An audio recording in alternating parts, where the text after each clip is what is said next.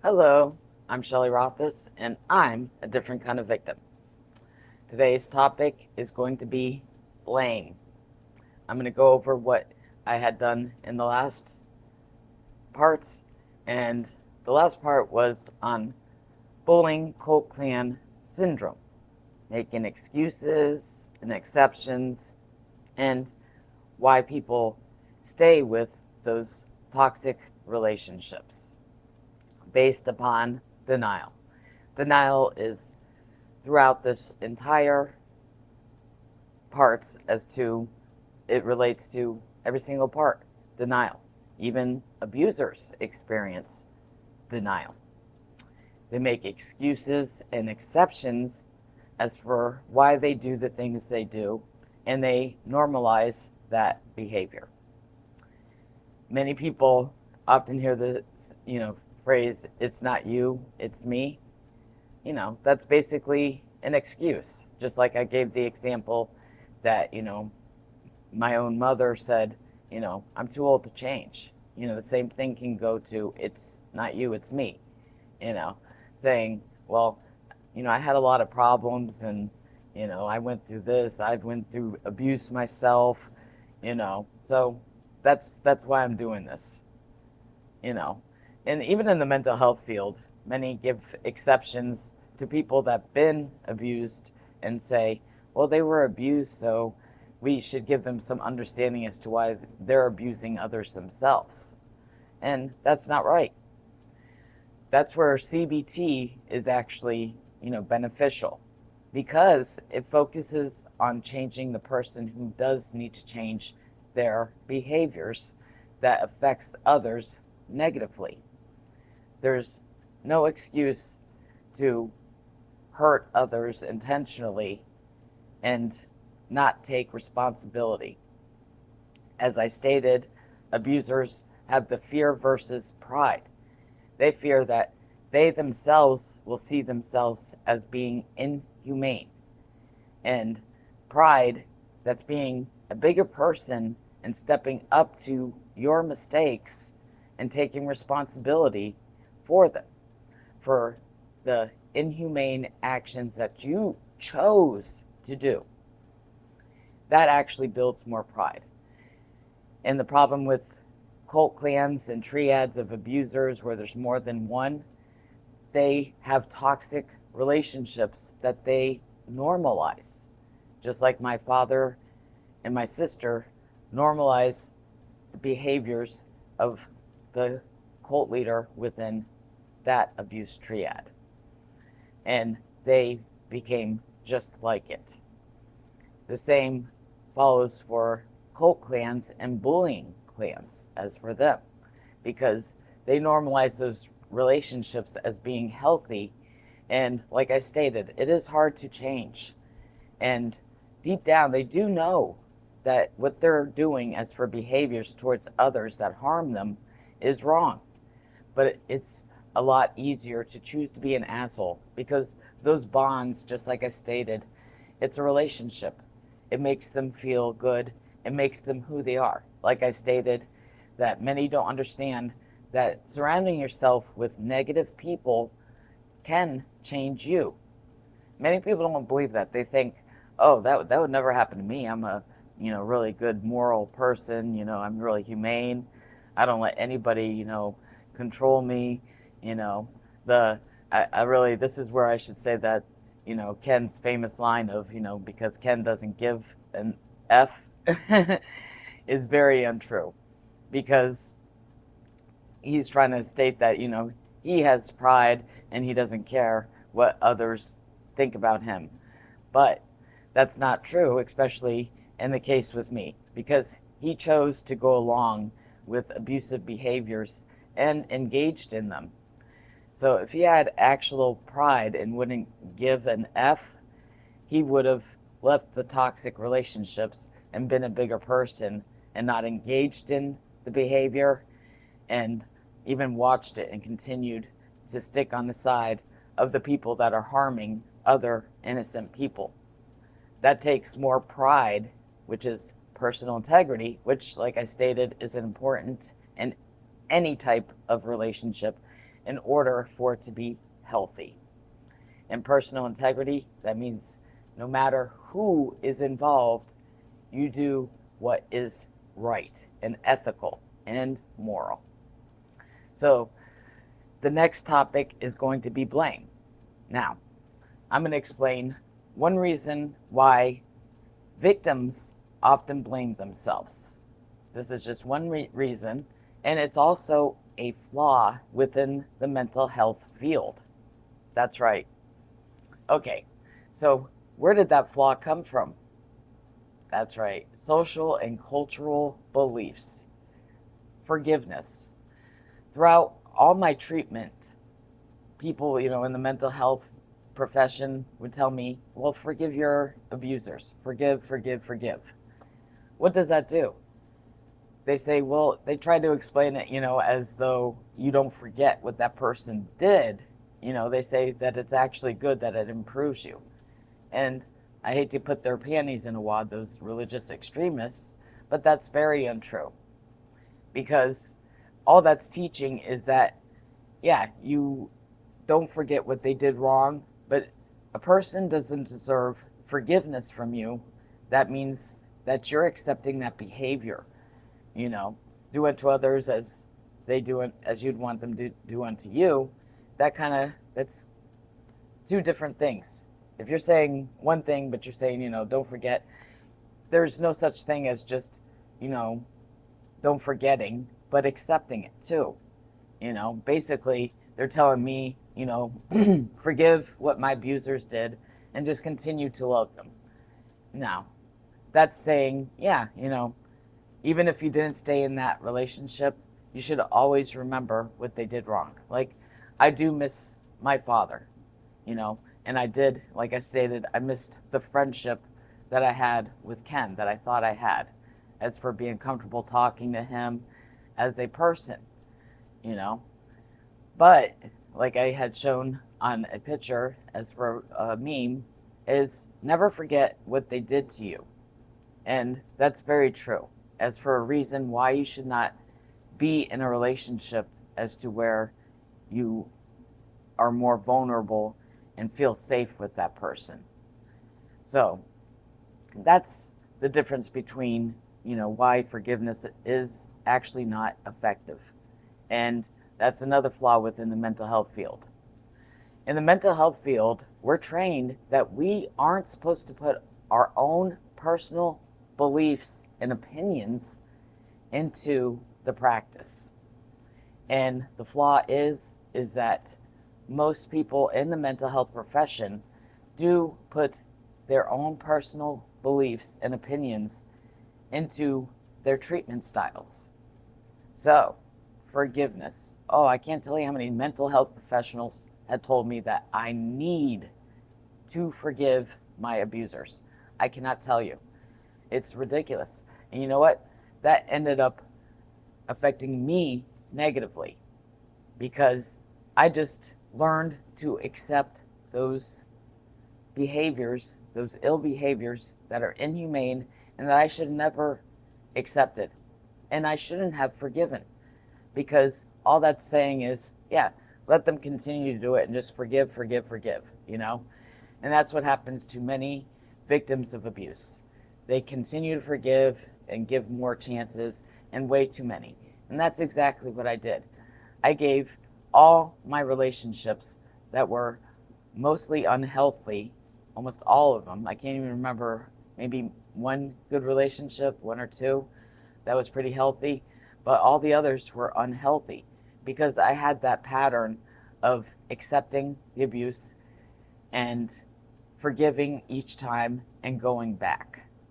So forgiveness to me, that's only if that person deserves the forgiveness and they step up and own up to being responsible for their ill behaviors that that person did not deserve. That's what should be taught, is going along with taking responsibility for your own behaviors means that the person that you affected shouldn't have to forgive you unless you actually deserve it. And that means that they don't deserve to have that person in their life. You don't deserve to have somebody in your life if it's an unhealthy, toxic relationship and they're not treating you in ways that you deserve to be treated, and it's not equal. So the next topic is going to be blame, and I'll start that now.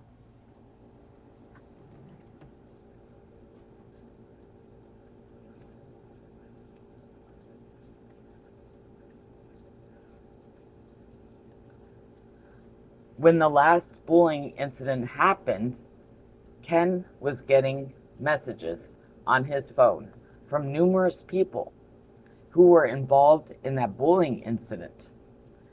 They were spreading the lies that were made to attack me during that bullying incident. Ken had gotten upset at me because he was annoyed that so many people were complaining to him about me. Me, as the victim, did take the blame for why Ken was upset and stressed out. Although I should not have felt any guilt for that happening, I was not the cause for why those people chose to engage in that abuse cycle. Ken yelled at me, blaming me for why he was getting attacked. He was getting attacked by certain people who found out that he has been talking to me, being my friend, during the time of that bullying incident. It is not my fault either when someone doesn't have the personal integrity to stand by someone else when that person is being treated in ways that are unacceptable. Absolutely true. I did blame myself. And I still remember that day like it was just yesterday. I was on video chat with Ken, and he was getting private messages on Facebook from many people, and it was annoying him. Is it my fault that there was lies that was being spread about me, and people were talking badly about me? And like I stated, I had shown Ken proof of the lies already, which he had known. But that goes into bullying cult clan syndrome, the fear versus pride. And that also involves wanting to stick with the clan members that you believe is a healthy relationship. And also, like I had gone over in other videos based on bullying, is you fear about being the victim yourself. Because like I said, being the bigger person in those types of abuse cycles where there's more than one abuser, that means that you're taking the risk of becoming the victim. And like I said, it's easier to choose to be the asshole. And that's exactly what he did. He chose to be an asshole, and engaged in that abuse because not only because he didn't want to become the victim, but he also normalizes that behavior because, like I stated, relationships are nice to have. And in those bullying cult clans, there's more people involved. So you have more people.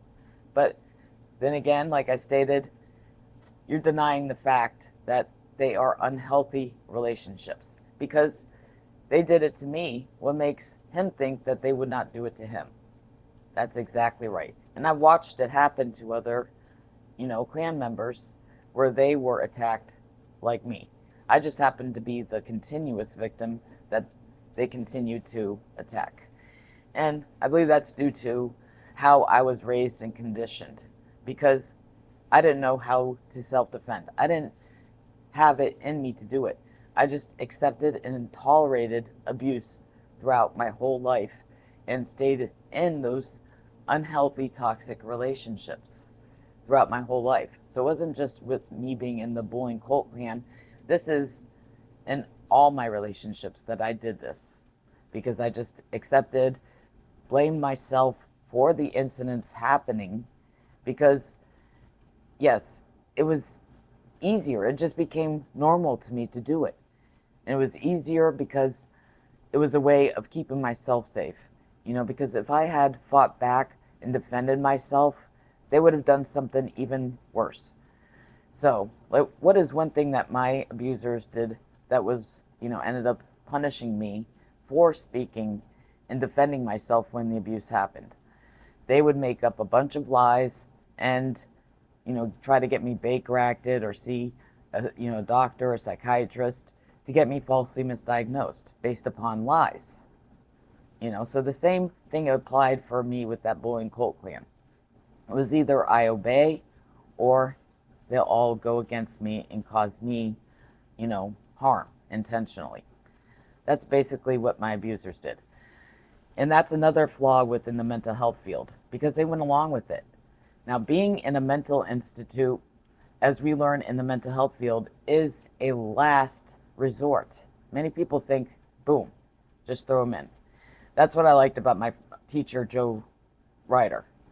He was great. I mean, he realized this happened, that parents used the mental health field as a form of punishment to their children, not just underage, but even adults, such as myself. And yes, they do. And let's get one thing straight, because even my abusers put this on their BS paper of lies trying to get me Baker acted or see my psychiatrist behind my back without my permission, saying that I'm defiant. You know what they mean by defiant? Is when I defended myself against their abuse or even asked them to stop. That's their definition of me being defiant. And the mental health professionals that were all involved in this and had seen this happening, these red flags, and ignored it, are a reason why my abuse happened to me for so many years, most of my life. That's exactly correct.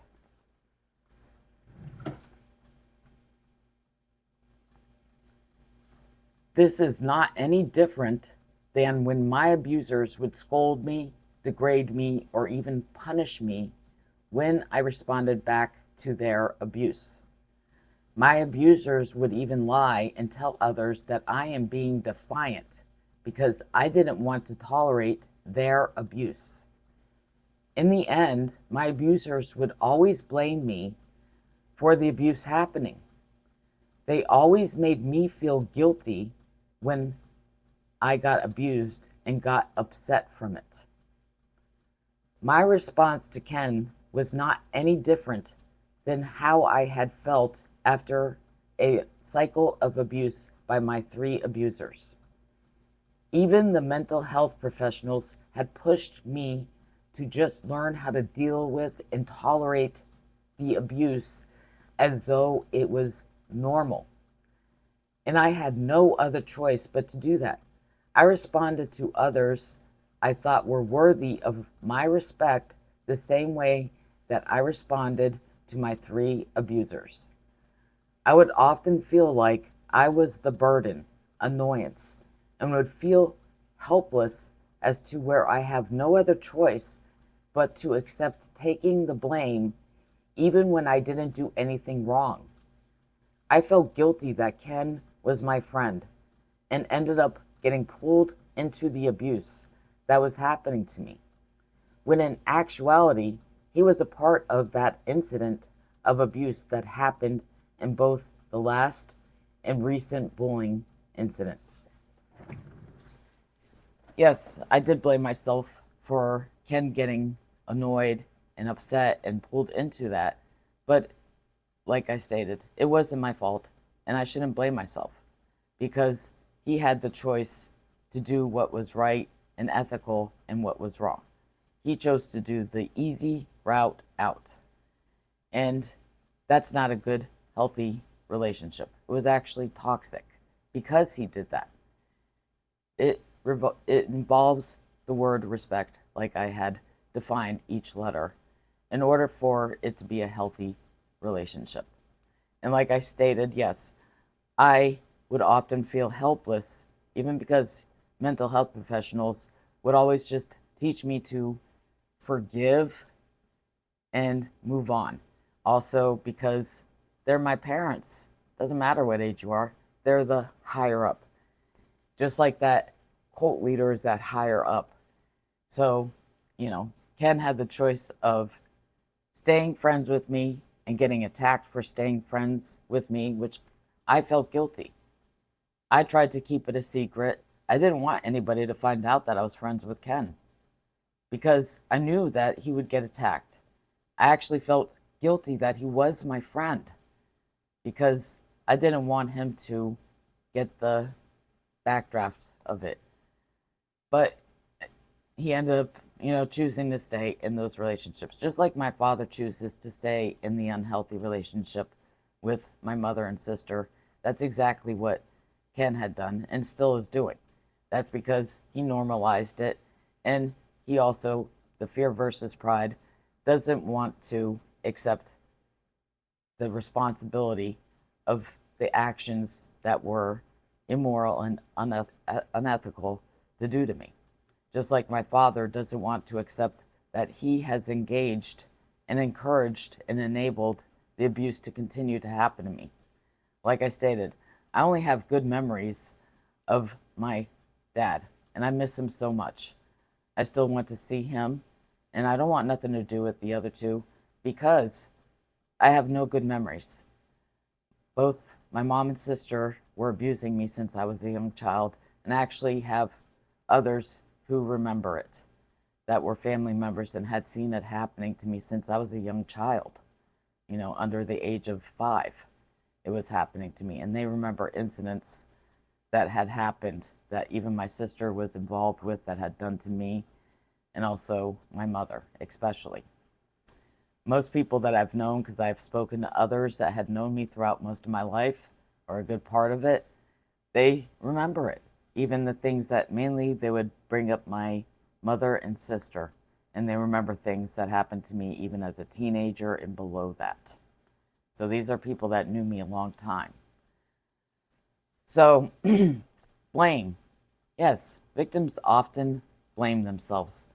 And that's because of those, like forgiveness and trying to push social and cultural beliefs and opinions into the, others, not just the mental health field, but others do that too.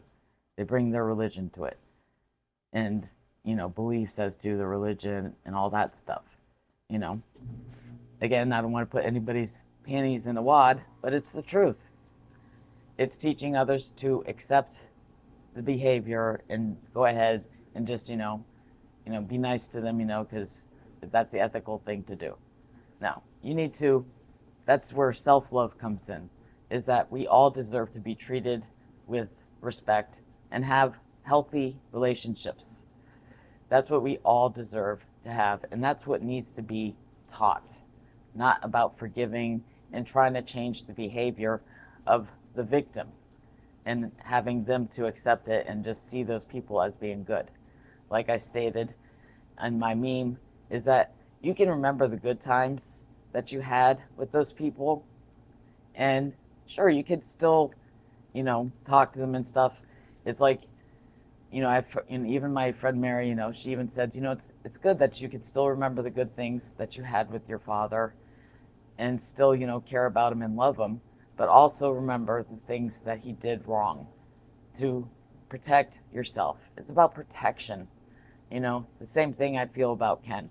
I'll always remember the good times, but then I'll have to also remember why I left that toxic relationship and understanding that I can't be in that if I'm going to allow it to continue to happen.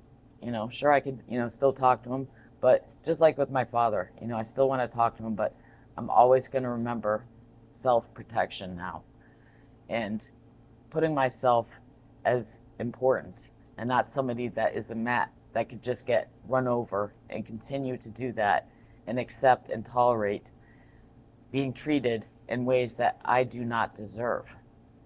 So blame is a huge problem with victims for those reasons that I had explained, based upon forgiveness and accepting and tolerating and not having self-love as a result, and realizing that we all deserve to be respected by others.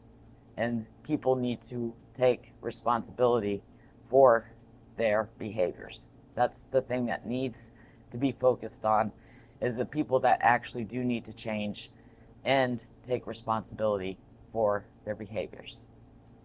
So the next section is going to be shame. and that will be in part 5. So blame, and then next is going to be shame. So I hope to see you for part 5. I'm Shelley Rothus, and I'm a different kind of victim. See you next time.